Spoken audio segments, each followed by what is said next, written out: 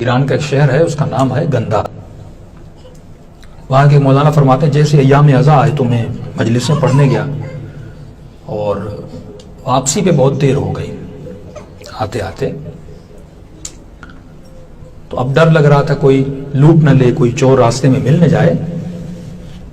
تو کہتے جیسے میں اپنے گاؤں کے اندر انٹر ہوا تو بالکل تھوڑی دیر کے بعد میں نے علی گنداب کو دیکھا۔ یہ اس گاؤں کا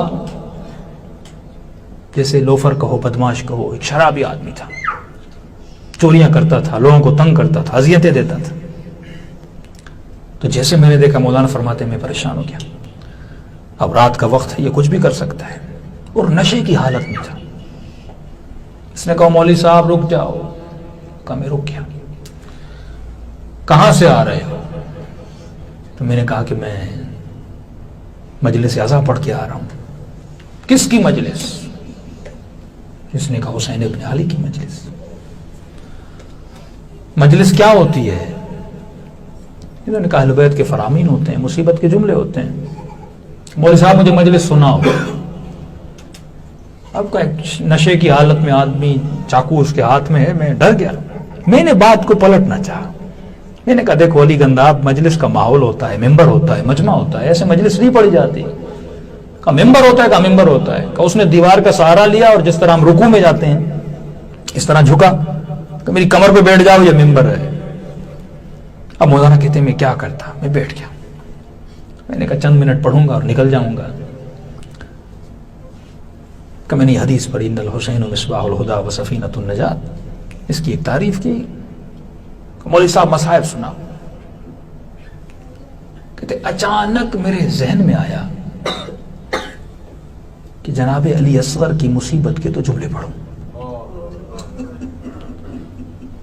تو میں نے کہا کہ ہمارے آقا حسین بڑے مظلوم تھے، جواں بیٹا تھا اکبر، اسے مارا گیا۔ بہادر بھائی تھا عباس، اس کے بازو کاٹے گئے۔ قاسم جیسا خوبصورت بھتیجا تھا، اسے مارا گیا۔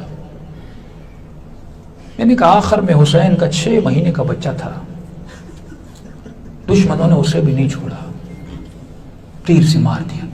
کہ بس یہ کہنا تھا تو میں نے دیکھ اس کی کمر پہ بیٹھا تھا، اس کا پورا بدن ایسے کانپنے لگا اور کہنے لگا اتنے مظلوم تھے، بھائی مار دیا، بھتیجا مار دیا، بیٹا 6 مہینے کے بچے کو بھی نہیں چھوڑا۔ کہ یہ کہہ کر کہ مولوی اتر آؤ، میں اترا۔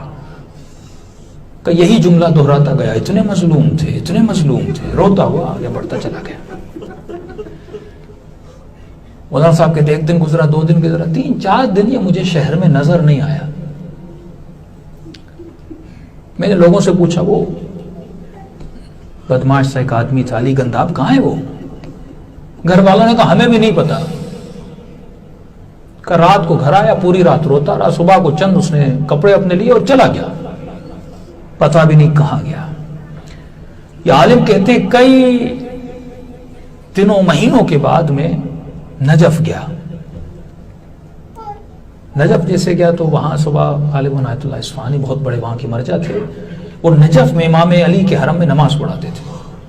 صبح کی نماز کی پہلی صف میں جب میں نماز پڑھنے لگا تو آغا کے بالکل پیچھے جیسے نماز ختم ہوئی تو ایک شخص تھا، اس کی وہ دعا پڑھ رہا تھا اور سجدے میں اس کا عجیب سا گریا۔ تو میں نے غور سے دیکھا یہ آواز، یہ چہرہ جانا پہچانا ہے۔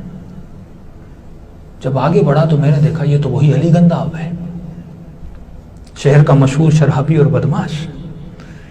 کہتا میں اس مجتہد کے پاس گیا، میں نے قبلہ آپ جانتے ہیں اس کو کون ہے؟ یہ ہمارے شہر کا؟ کہ مجھے نہیں پتا یہ کون ہے، لیکن جب سے نجف آیا ہے اس سے بڑا ہم نے عابد نہیں دیکھا۔ کہ اگر اس کی عبادت کو دیکھنا ہے تو مسجد کوفہ چلے جانا۔ رات کے اندھیرا تھا، میں مسجد کوفہ گیا اعمال کرنے کے لیے۔ میں نے دیکھا مسجد کے صحن کے بیچ میں علی گنداب سجدے میں اور آہو بکار رو رو کے کر رہا ہے، پروردگارا اگر تم نے علی گنداب کا یہ گناہ بخش دیا، علی گنداب اپنے دوسرے گناہ کا کیا کرے گا؟ 2 گھنٹہ اپنے ایک گناہ پہ آہو بکا کر کے روتا تھا۔ میں پریشان۔ انسان جب بدلتا ہے اس کے بدلنے کا جو ٹرننگ پوائنٹ ہوتا ہے، اہل بیت دلوں کو دیکھتے اور اس بندے کو کہاں سے اٹھا کے کہاں تک لے گئے۔